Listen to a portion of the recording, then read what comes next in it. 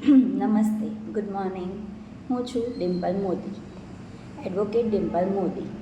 તમને આજે નિષ્ક્રિય ઈચ્છા મૃત્યુ વિશે થોડી માહિતી આપવા આવેલી છું.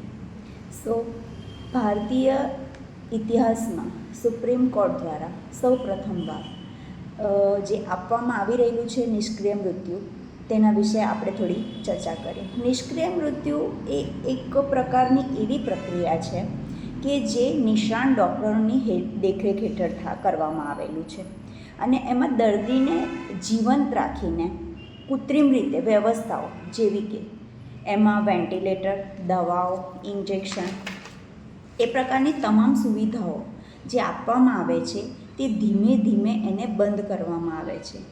જે ડૉક્ટરો વેન્ટિલેશન, દવા, ઇન્જેક્શન એ બધી પ્રકારની કૃત્રિમ પ્રકારની સેવાઓ ધીરે ધીરે બંધ કરે છે અને એનાથી એમાં કોઈ દવા, કોઈ ઝેરી ઇન્જેક્શન કે એવું આપવામાં આવતું નથી, પરંતુ આ બધી જે સગવડો જે આપતા હતા તે કૃત્રિમ રીતે બંધ કરવામાં આવે છે.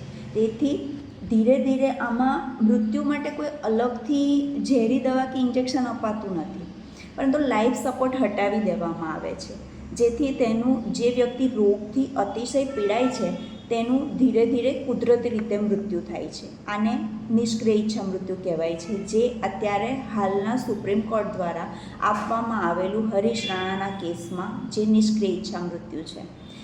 તમારે આવું જ ઇન્ફોર્મેશન વિડીયો જોતો હોય તો મારી ચેનલ સાથે જોડાઈ રહો.